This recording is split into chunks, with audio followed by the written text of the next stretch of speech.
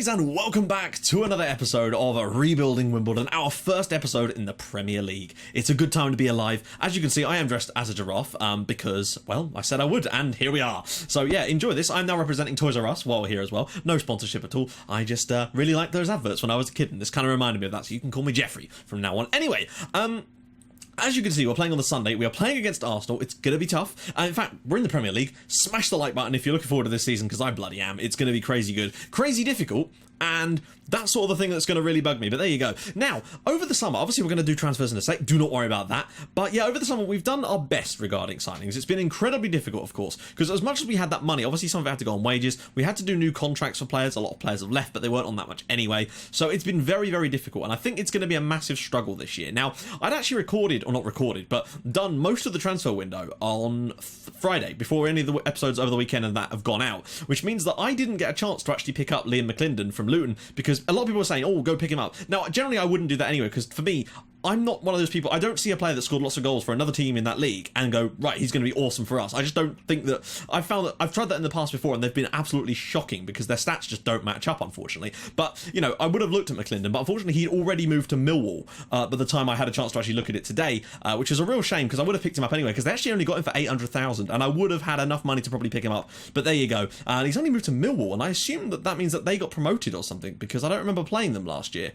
So yeah, he moved to a promoted side in the Championship. So we'll see how he does this year, though. Keep track of him, and if he does well, then maybe it's one to look for in the future. So let's get into some transfers, of course, because that's why we're all here. So cue the music and let's get going. First on the list is Steve Chapman. Now, Chapman, of course, I actually signed the previous year off of Ross County, but he of course wasn't old enough to join us yet for some reason, even though he's 20 now. So he is joining us this summer, of course, I believe. Or did I get him up in January? Oh, and I'll tell you what it was. His contract expired at Ross County, so I just decided to pick him up anyway.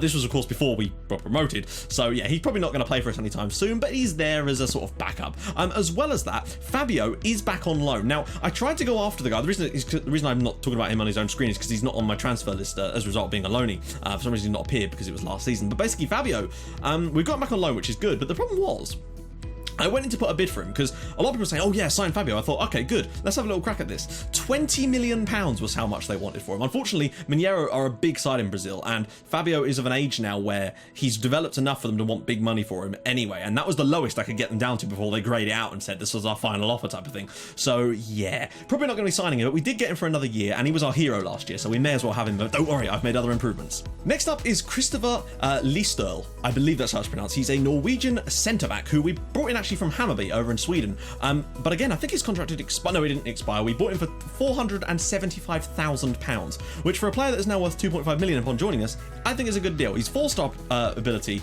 5-star potential.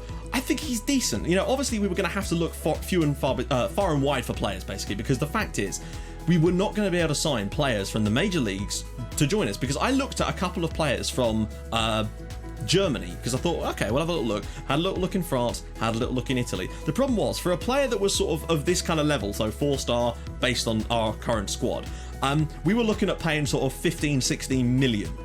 And it just isn't going to happen. We could either, yeah, okay, we could go out and sign one of those players, but we'd only get one of them, and we needed to build a squad. So I've had to look to Eastern Europe and Scandinavia particularly.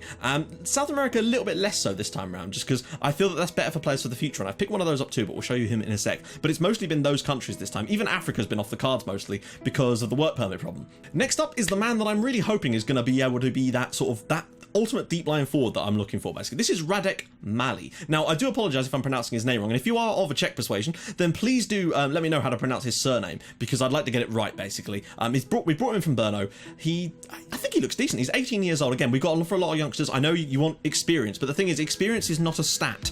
That is not a measure of anything. I know that you can get tutoring out of them. I know that they'll have slightly better mental stats, but that is about it. And I really feel like if we went and signed those players, it just wouldn't be good. I'm always thinking about the long term. So if I can sign an 18-year-old that's as good as a 27-year-old, I will. Because for a start, they don't have to be registered under the Premier League rules, which is important, because of course, yeah, that is going to be a problem later down the line. But again, 4-star player, 5-star potential, but look at that. He's more of a target man, but the thing is, he can still play that deep line role, and that's where he'll play. Look at that. 16 heading. He's an absolute monster in the air. His jumping reach is not great for that, but he's still fairly tall, so we'll take that as well. Decent passing, and frankly, I think he's going to be a monster up front for us. That is the hope. He scored a lot of goals in pre-season, so yeah, hopefully he'll be quality. Next up is another Scandinavian Scandinavian. This is Tobias Agger, who we brought in from Nordsjælland over in Denmark. We've really done a lot out of the Denmark scene this year. Now, he's worth 4 million. We paid 2.1, I think. Most of these players have been brought in for around £2-3 million a pop, apart from, of course, Liestel. Now, Agger, again, because of Frankham starting to fall down a little bit, and we couldn't get Verlinden back on loan, of course, because of Stoke's affiliate problems. Though we do still have Bachmann. I managed to get him in anyway, just as a separate sort of issue. So, but Shenton, unfortunately, is not present anymore. We did get Bachmann back, so we do still have Bachmann. Yes, okay, he can play as an attacking midfielder, but what I'm really interested in is this. His winger on this right-hand side. This is where he's going to be playing. Now, obviously, he's not stupidly good, but he's got decent first touch. His crossing and dribbling is okay. He's got a decent finish on him as well. His passing solid, great technique, and tackling is 7. So again, it's not the best, but I still feel for the most part he'll probably be decent. And he's pacey as all hell. And again, room to grow. Potentially sell him on. You know, there's still more to come from him, and I think that he's going to be better than Frankham, and that is the key thing for me. Although his free kick taking is a little bit poor, so we may have to look elsewhere for that. Next up is a position that I really was desperate to fill because, of course, Barry Fuller has left the club now, and Jermaine Grandison cannot play at right back. We need to strengthen centre backs and defenders. Now, Toure I am actually keeping at left back because Kinsella didn't come back again, so I might look to see if we can bring in another left back. Well, we really have run out of money, unfortunately, guys, with the contracts and having to bring these guys in. But this is Jan-Ove Nygård, or Nygård rather. I believe that's how it's pronounced. I'm just using like Swedish syntax, but I believe that is Nygård. It means new something. I can't remember what Gord means, but there you go. So yeah, he's a fullback. He's definitely a massive improvement over whatever we've had there, and there's still a little bit more room to grow because he still is only 18 years old. He's Norwegian, and yeah, I'm loving these Scandinavian regions this time around. I really am. It's been fantastic. I've mostly gone for regions this time just because any players that were any good and were real by now are all way out of our price range. That's the problem. It's third season now, so anyone that was decent and had good potential is now well beyond us, basically. That's the problem. Next up is one for the middle. This is Roman Masek. Again, he is from the Czech Republic. He's only 17 years old, but I just feel like we needed some more in the middle. With Shenton leaving, no longer coming back online, we do still have Saville and Jake Reeves, but we needed some more players in there. So I brought in Roman Masek. We paid, I don't know how much we paid. It wasn't a huge amount. He's worth 800k right now, but he's going to play as the box-to-box midfielder in this system, ideally, to give Jake Reeves a chance to play in his more familiar position. But Saville, so we've got 3 solid players in the middle there. Saville, I wanted to negotiate a new contract with, but unfortunately, he wants like 25 grand a week, and I'm not paying that, unfortunately. I'm just not. We can't afford to pay that at the moment now, because we really are down to our bare bones at the moment. I hope you can take me seriously while I'm wearing this onesie. Finally is another player that I'd actually already brought in, and he's already gone back out on loan, because we have a Belgian affiliate club. It's actually happened. We've got Eupen. I managed to get Belgium turned on, and then I said, right, we need an affiliate club. The board let me choose it, and we chose Eupen. We've got 5 players out on loan there to try and get them some work permits, so there's still a lot more potential. So remember, we've got Fabrizio, who also plays for us, who is another great defender, and we've got Njuku, who is another great defender, who again is out on loan to try and get those work permits. But once they got them, I feel like the defence is going to be important for us this year because we're in the Premier League, and it is going to be difficult. So we've got to manage our expectations. We can't be going, oh, you've lost 4 games in the bounce, you suck. Yeah, well, the point is we're in the Premier League. That's just going to happen sometimes. And the fact is, if we stay up, it's going to be a miracle. They've said we're going to fight bravely against relegation, which means I think we could potentially get relegated and still be okay. Now, we're spending about 100 and something thousand pound a week on wage budget. I think the next nearest club is spending 900,000 pounds a week. So we are in a completely different league to these guys. We do have a new stadium, but it's still going to be incredibly difficult. Right, so some of you wanted to see Tony Harris's stats. He's got a 5 strain at the moment. That is what he's done. He's played 7 times for Palace last year. He's worth 700 grand. I'm not entirely sure how well his career is going, because you actually look at his ability in the games. He's not really done a lot for the ratings and that, and he's barely played out on loan at Derby, and Wigan didn't play at all. So, I don't know. I'm wondering about his career. I think maybe he just has an attitude problem, and that's caused him some serious issues. Right, guys, this is what we're going to go with for the opening day. We've got Fabio, Maley, Kovacic, Saville, Reeves, Agger, Toure, Liestel, Anderson, and Nygård, and then with Bachmann, of course, in goal, who is back on loan. Johnny Burton I also got back as well, just because we could, basically, and I felt like we needed to. We do have to be careful, though, because there's loan rules this time round. So a few players are yet to get their fitness back. Lyle Taylor is still here. I might sell him, but I might just keep him for just backup, basically, because he's just not good enough at this level. Loveridge actually scored 6 goals in a friendly lately, so he's flying high on the confidence, which is lovely. So as you can see, things are looking a little bit better, but again, it's going to be incredibly tough, and we cannot even begin to deny that. Yeah, I've saw people saying, oh, if you do go up, you need to strengthen incredibly. Yes, we do, but we've only got 18 million pounds, and that's not a lot to build an entire squad of players, particularly not when we're building for the future as well. I have signed a couple more players for the future, because that isn't all the money we spent, but I feel like it was getting a little bit too long with the explanation, so I will show you some of those guys in the next episode. There's a Brazilian guy that I'm quite pleased with, but he won't be joining us for like 3 years, and there's a couple of other guys that might join us in January, so don't worry, we'll get into that as well. But yeah, so it's going to be a little bit difficult. It's going to be crazy difficult in this first season, but we're going to do our best, basically. See if there's any other other things I wanted to quickly talk about. A few players, basically, were joining teams in the Championship who offered them less money and offered the teams less money. That shows you how bad our rep is at the moment. Like, players that I was after was a guy from Turkey who I was after to play at right back, who's slightly better than Nigord, and he joined a team in the he joined the team in the Championship, basically, even though we offered him more money. So that just shows you how far we've got to go still. Is there anything else? I will do a squad report as well, but we'll do that after the episode, basically. Or not after the episode, at the end of this video. Hopefully this won't be too long, but then I'll try to chop it up as best I can to make the most of it. So, how are we doing here? We're on extended highlights still, of course we are. Key highlights, we want goal action, we're good to go. So, Huddersfield actually won on the opening day, and that Turkish guy they've got up top scored a hat-trick. So, they're going with Alcacer, Sanchez, Ozil, Vidal, Casemiro, Ramsey, Cresswell, interesting, Paulista, Koscielny, Van Beek, and Oblak in goal. This is going to be... Higuain and Ward-Prowse. Remember, Arsenal are the reigning champions. So, yeah. It's going to be a lot of analysis this year. Now, I'm going to try and mix the analysis in a bit more, because a lot of people seem to really like what I've been doing with it. So I'm going to try to do it as much as I can in episodes, without trying to make them too long and boring, basically. That's how I'm going to do it. We're going to try and mix in the sort of humour and the analysis in equal measure. Now, we're playing away at Arsenal. Our first home game is actually in the Capital One Cup, I believe, where we are playing against... No, we're away at Peterborough United in the Cup. This is going to be... Oh, we've had a shot, though. 10 minutes gone, and we've not conceded a goal. Nigord. Reeves. Reeves is the captain now, by the way, because, of course, who was the captain before? I think it was Barry Fuller, who he has now left the club. Aga's done well there. He's got men waiting. Reeves, maybe a long shot? Go on. Fabio could turn. Goes to Maley. Oh! We lead at the Emirates! Radek Maley with his first goal for Wimbledon makes it Arsenal 0, Wimbledon 1 at the Emirates Stadium. I don't even know what to say anymore. This tactic, and we've not even done any analysis yet. Look at this, first 11 minutes, we've had 57% possession away at Arsenal, and our pass completion has been phenomenal. Aga slips it across, Reeves drops it up for Fabio, who plays the ultimate little pass back to Maley here, who's got a great finish on it. Look how tall he is as well. Drills that past Oblak in goal, and we have the lead. Even if we lose now, this would still be a phenomenal performance from our point of view. So, let's just see how we do. Police's making some key tackles, Kovaric's making some key passes, good stuff. Possession's coming back. Oh, crapola. Blocked brilliantly and cleared away. 25 minutes and we still lead at the Emirates. All right, Alexis Sanchez. As if we weren't already marking him, we probably should be. He's making some key passes. Let's get in tight on him, close him down a little bit more, and we'll mark him a little bit tighter. Try and get in on tight on Sanchez. Now, at half-time, we'll do the analysis. We're playing bloody well, guys. Coming up to the half an hour mark here. To the half-time mark, and we're going to go into half-time 1-0 up at the Emirates. Right. Now... that is more than my wildest dreams. When I saw Arsenal away on the first day, I thought, great, we're going to start with a defeat. Even if we were to lose this 2-1, I'd still feel confident about our chances going forward, right? Well, I wish there was a way you could have presets on this. It's so frustrating to have to turn everything back on again. It's because when you reset, when the game starts up, it changes all of it and it goes back to how it was, basically. So we're going to have to quickly do this. So we want, that's crosses, we want completed crosses, we want... that's what we wanted. Right, so that's us so far. Getting a lot of joy down this right-hand side with Nigard. Arsenal, it's all about this right-hand side, I feel like. Number 17. Is number 17... Oh, it's not Ozil. It's Sanchez again. How many passes has Ozil made in that first half? That's something I'm interested in. So Ozil is number 11.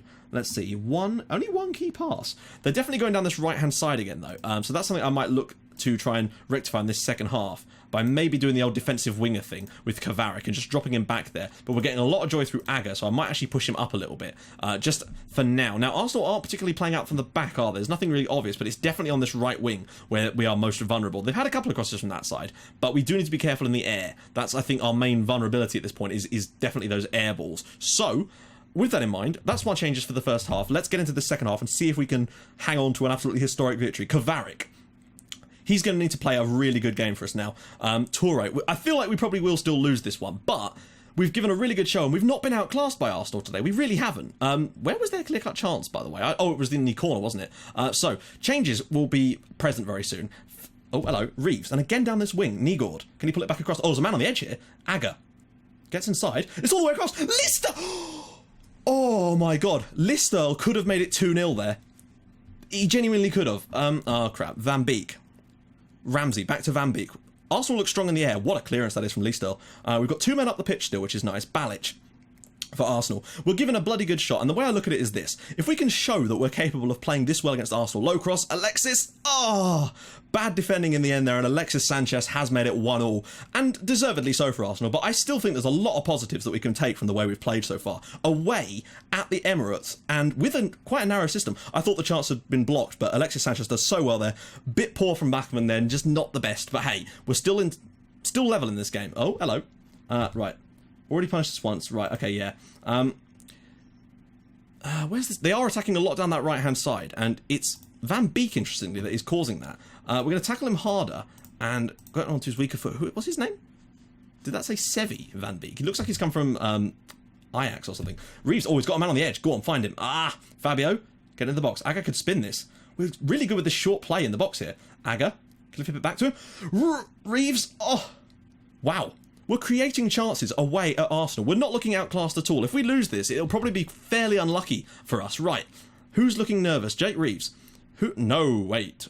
Saville? Do I bring Murphy on for Fabio, maybe? Get Murphy. Wait, what have I clicked there? That was the wrong button, wasn't it? Murphy in for Fabio, because he's sort of not that fit. And Listel, he's had a big chance, and I'm kind of tempted to get Johnny Byrne in just for a bit of cover. Yeah, okay, the bench isn't that strong, but this is our first year. We need to get some points on the board against some bottom half teams, and those are the teams we've got to play against. You know, we need to be looking to get points against those sides. Ozil. Buggery balls. It's 2-1 to Arsenal, Andrea Balic, and we've just conceded from a free kick, but I still feel that we can be very, very pleased with the performances all round. The goals they've scored, I'm not really sure how much we could do to prevent them, really. We've got free kick instructions. Goalkeeper comes out and then just doesn't come out. And Balic has made it 2-1 to Arsenal. Now, is there an option that we can exploit for the final few minutes to try and get away through them here? Look at this. There's so much down this wing that they're trying to do. But they're just not... I'm kind of wondering if we should maybe try and use that then. And actually push Kovacic up here. Just try and use the fact that, leave Toure, we're losing at this point anyway. So if we can try and exploit that and try to get that ball to the left flank and get behind them, maybe we can make something of this game. I'm not entirely sure what just yet. We're going to close down much more anyway and prevent the short goalkeeper distribution, just to try and harry them off the ball for these final few minutes of the game. I'm tempted to go with Frankham instead of Aga for the last few minutes on this wing here as well. We'll make some... Right, that's the changes we've made. I'm just going to try and go for it for the last 15 minutes and see what we can come up with. I'm also going to go on to attacking, just because why the hell not? We're also going to go on to here. Yeah, okay. The fact is, I think we can be pretty damn proud of ourselves. To create the amount of chances we have done away at Arsenal is an astonishing performance from our perspective, really. Yes, we've lost the game. They've turned it around on us, but they are, after all, the champions of this league. Alexis is through, and that's a goal. And a great save from Bachmann as well. To lose only 2-1 here at the Emirates is astonishing by my calculations, really. And I feel like if we can play this well... There we go. Melee, we've got a bit of a break on here. Can he slip it through? Well, he's not got many options, I must admit. But he could have done a little bit better than that, I'd say. We might go shoot on sight. See if we can't win ourselves a corner or something to get a chance late on. I still think that 2-1 defeat to Arsenal is certainly not the end of the world. We've done really, really well. We've looked fairly solid at the back. Okay, we've conceded 2 goals. But against the champions, these guys won the league. Yeah, no, I genuinely think we can say that. We need to keep the confidence up. We're going to have easier games than this, but to create that and actually have more possession than Arsenal at the Emirates, to me, suggests good things coming. And with Melee to get his first goal for us. Again, apologies if I got his name wrong. But there we go, guys. So, now remember, of course, in the Premier League, there's 38 games instead of 46, which means there's going to be less matches. So I might not have to do... might not be able to do as many in each episode, because the game's obviously the same. The length of the season is the same. It's just, and because I've got more and more leagues turned on, it is a bit slower. But still, we should still be able to get 3 or 4 in each episode. So, my God, look at our start. We've got Cardiff away next, but then we've got Manchester City, Chelsea, and Liverpool in straight matches. Now, I'm thinking, if we do... we've got Middlesbrough as well. I'm thinking Chelsea then. Let's do Chelsea at Stamford Bridge, which is on the 22nd of December, so a month away from now. Chelsea at the Bridge. I want to see if we can beat Middlesbrough and maybe get a point away at Cardiff or something, just to get ourselves started before the really tough fixtures come. Of course, we wanted to do a quick squad report. Now, squad report is... Oops, that's the wrong one. Actually, no, doesn't matter. we can do it like this. So we've got Mark Anderson, and as you can see, he's been improving nicely. I'm going to try and do this quite quickly, of course. We've got Bachman doing quite nicely as well. Darren Bell is, of course, one for the future, but he is out on loan at St. Pat's. We've got Johnny Byrne, of course, he's on loan from Middlesbrough. We've got Gary Campbell, who is getting there, and I think, you know, with the amount of positions he can play, there's a lot to come from him. Salvatore De Girolamo, who, of course, probably, I want him to take over from Toure eventually. Fabio, of course, on loan from Atletico Mineiro, might only be worth that, but they wanted 20 million, which is disappointing. We've also got Fabrizio, of course, who is out on loan at Eupen, of course, trying to get that work permit, which would be bloody useful for us. We've got George Frankham, of course, who he's just a good player for us, really, isn't he? We've got Jermaine Grandison, who may not see so much time this year. We've got Craig Henderson, who is a striker and has got some potential of his own, potentially sort of Colin Murphy rivaling potential. Thomas Kovarik, of course, out on this left-hand side with his beautiful wing play. We've got Christopher Lestol, of course, you already saw. James Loveridge, of course, who just a good player, really. He's just done a decent job for us. Radek Meli, you already saw. Roman Masek, you already saw. Colin Murphy is a 2-star player now, but I still think there's more to come from him. Look at the way his stats are improving. It's great to see. William Nightingale, I just think he's not long for this team. Solomon Njuku is, of course, out on loan. When he comes in, he'll be a decent player for us. Jan Ovinigo, you saw. Alistair Rattray, I don't know whether I'll ever actually break through in the end. Jake Reeves, of course, he's our captain. I still don't know why I haven't got a face pack picture for him. It really doesn't make any sense to me. We've got George Saville, of course, who, yeah, he's still on shitty... well, have we got a contract extension for him? No, we don't. Lyle Taylor, who you probably won't see much of this year. Christian Tunga, whose potential probably doesn't quite make up for it anymore. Ibu Toure, I want to replace him eventually, and I don't know why he's going down, but it might just be because we've just played. Tobias Agger, you already saw, and we're back to Mark Anderson. So, guys, I will join you in the next episode for a game against Chelsea. They're coming thick and fast at this point. We need to do our best to stay up. We're going to try our hardest, and I really hope that we can survive. 17th place would make the happiest man in the world right now. So, guys, I will join you in the next episode for a game against Chelsea. Thank you so much for watching. Bye-bye.